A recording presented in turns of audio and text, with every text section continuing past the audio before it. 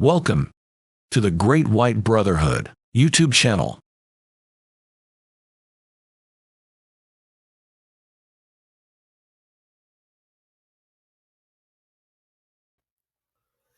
Hello again, and welcome back. We're continuing on with our book reading of The Path of Mankind. We're now on to chapter 10, Into the Light. So this is a continuation on from chapter 9, where we discussed the dying process, which we're going to say here in a second. So let's get into it. And hopefully I don't have any more brain cramps with some words that trip me up. That's okay. As you can tell, I don't rehearse these before I read. In the last chapter, we described the dying process and how, once the lock is broken that chains us to our body, we usually go to a light area called by some Summerland. This area appears very bright to most new arrivals for the simple reason that, for the first time since the person left heaven to descend into incarnation, he is able to see clearly the world that surrounds him. Planet Earth is a dark and dismal place for the simple reason that humans are tied to a physical body that is not made to see clearly. The term used to see clearly is a French word, clairvoyance. There is no direct parallel to that word in the English language. Clair means to see clearly, voyance implies looking into the astral world. Thus, to see clearly into the astral realms. But we would say that if someone had the ability to see planet Earth as she really is, that person would have a totally different experience. Planet Earth, when clearly seen, is a beautiful place. But for many long ages, man has been looking with eyes that are partially blindfolded, and thus appears dismal. This is the result not of genetic manipulation by the archons exactly, but by their influence on humanity in their never ceasing attempts to create a dismal world so that they, the archons, could benefit from the unhappiness created. Fortunately, as we have stated, their dominion over humanity is coming to a close, and gradually, people will start to see clearly again. The reason that this was mentioned is because when a person's incarnation is finished and he moves to Summerland, he is seeing life as it should be seen on Earth, where, if not for the Archon's influence, he arrives usually in a beautiful park area, vast expanses of well kept lawns, miles of flower beds, of lakes, of paths, and benches. And the overall effect is staggering for most people. The air is filled with the perfume from the flowers, and gentle music fills the air.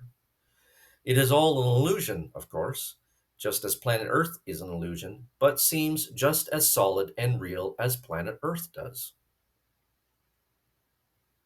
The person is met, if he exits from the tunnel of light, by a very bright and holy looking person. This person, as we have already mentioned, is someone who devotes his time to welcoming the new arrivals. Now, we must mention a strange effect. The new arrival will find himself alone for some time with this helper, but a moment's thought should indicate that this is not logical. There must be a number of people of all nationalities, races, skin colors, etc., dying each moment from a variety of causes, and thus one might expect that there would be a number of new arrivals also being greeted by angelic hosts. But no, the new arrival finds himself alone with the person sent to greet him. Where are all the other people arriving in Summerland each moment? We have to understand that heaven works by different rules, different laws, than those that apply on earth. If Summerland was on earth, we would, no doubt, see a large number of new arrivals and a large number of people greeting them. But the person is alone with his host who greeted him. How is this possible? The laws that heaven work under are spiritual laws. The first is all is one, and one is all. The implication of this law allows us to create our own reality because we are one, and that one is God. Therefore, each person in heaven is able, through his imagination, to exercise his right to be the sole person in heaven. Obviously, that statement seems ridiculous and will need to be explained, but for the moment, let us accept that the host, the person who comes to greet the newly deceased person, creates, with his mind, the desire to be alone with the newly deceased person, and so he creates a space where no one else exists, just him and the person stepping forth into the light. Of course, all the other people preparing to greet a newly deceased person does the same. So all who have recently died are alone with his host. The host will appear radiant and shining, the result of his level of spirituality. Love, pure love, radiates from him as he waits patiently for the deceased person to approach him. The host will explain that the person has left Earth forever. His cares and worries that had plagued him for all his incarnation are at an end, left behind with his body.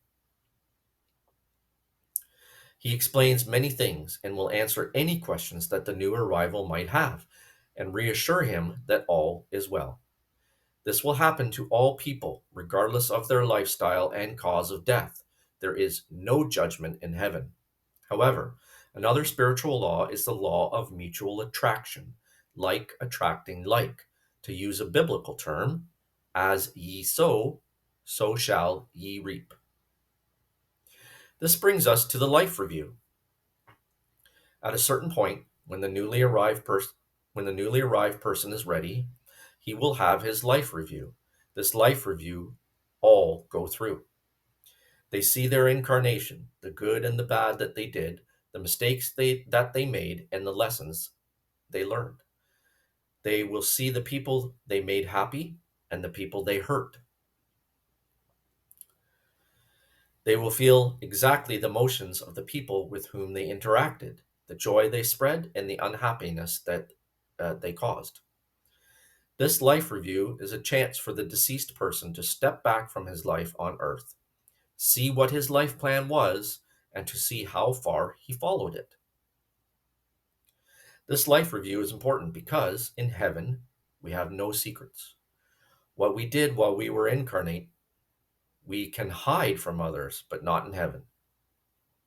Spiritual progress must be based on honesty and openness, and so the life review gives us the chance to appraise our level of spirituality. From that review, a process starts that automatically draws us, via the law of mutual attraction, to the law of heaven commensurate with our level of spirituality. So, we suddenly find that this period of isolation with the host person changes, and we find ourselves in the level of heaven that matches our spiritual level. We find ourselves in the company of like minded people who welcome us into their midst. Now, exactly where we go and where we find ourselves is difficult to describe, not because it's complicated to describe, but because there are so many areas, literally thousands. Just, sorry, I'm going to move it up. Just imagine here on Earth the countless points of views. It would be an endless task. In a similar fashion, in heaven, for each and every point of view, there is an area, and in that area, one finds discarnate people who think like the recently deceased person. The advantage of this is that it avoids conflict. If everyone that you see share the same opinion on all matters, there cannot be conflict and discussion. Further, each group lives in his own isolated bubble of created reality, so no one from an outside thought area could wander in.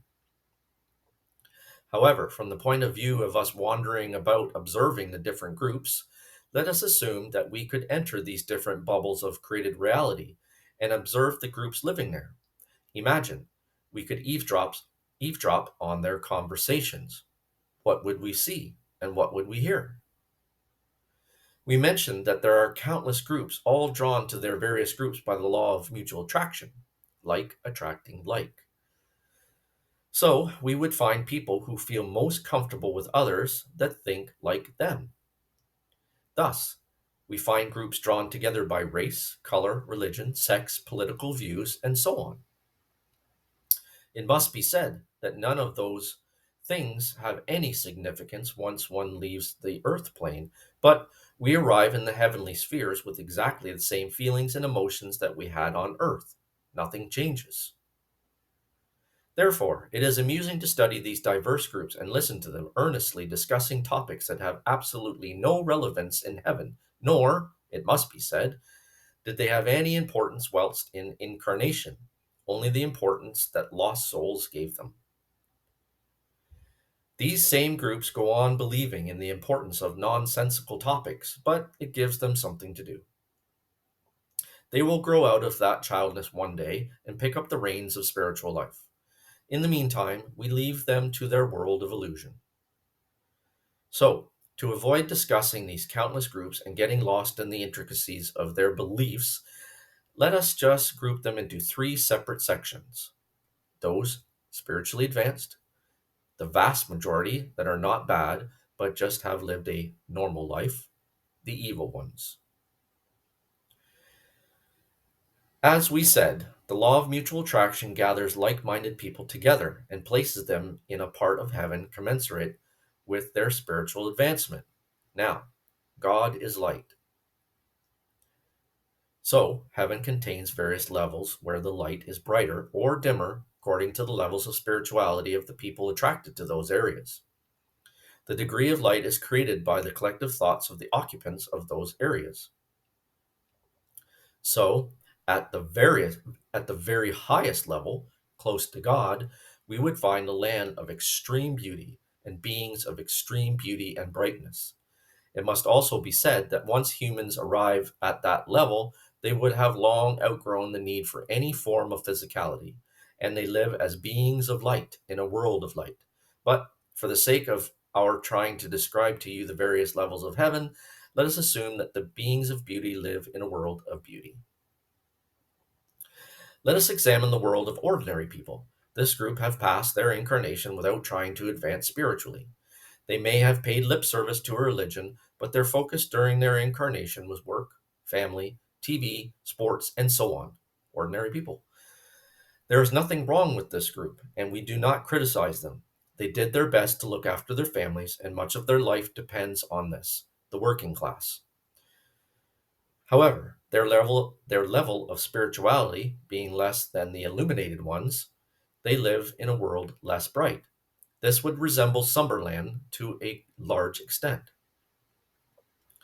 In that area of heaven, they would generally meet with various members of their family with whom they had an affinity, and also some friends that they had on earth that had passed to heaven before them. We will also say that they may well be presented with pets that they had whilst incarnate, and with whom love had blossomed. This obviously depends upon the ability of the animal to be able to experience love, because some animals can generate this emotion, whilst others have not yet developed it. So, we would expect to see people walking about accompanied by pet dogs and, so a lesser degree, cats.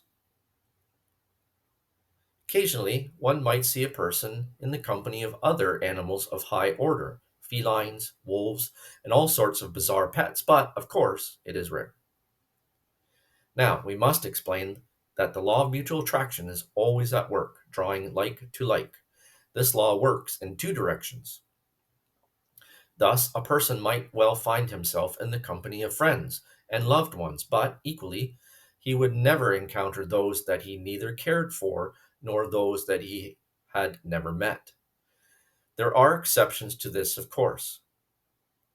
We are all watched over and guided by higher beings, so the recent visitor to heaven would, occasionally, receive the visit from a more advanced person who will help him progress through the heavenly spheres. We have described much of Summerland area in the previous volume, The Stairway to Freedom, so we do not propose to cover much about it here. All the books that we hope to be, sorry, All the books that we hope will be published, given by us, link together, and all should be read in order to obtain a complete understanding of physical and spiritual life.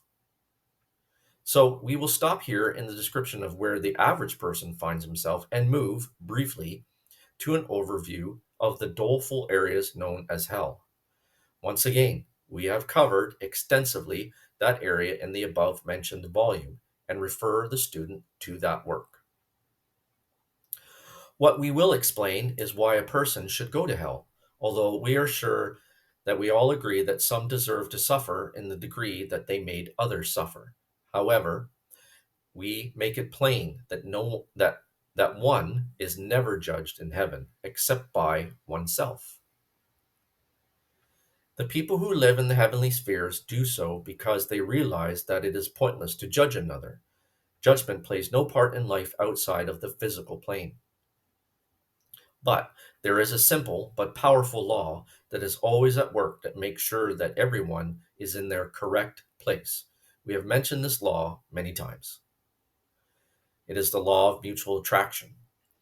It has been given many names by a number of generations. As ye sow, so shall ye reap, being a famous one attributed to the Master Jesus.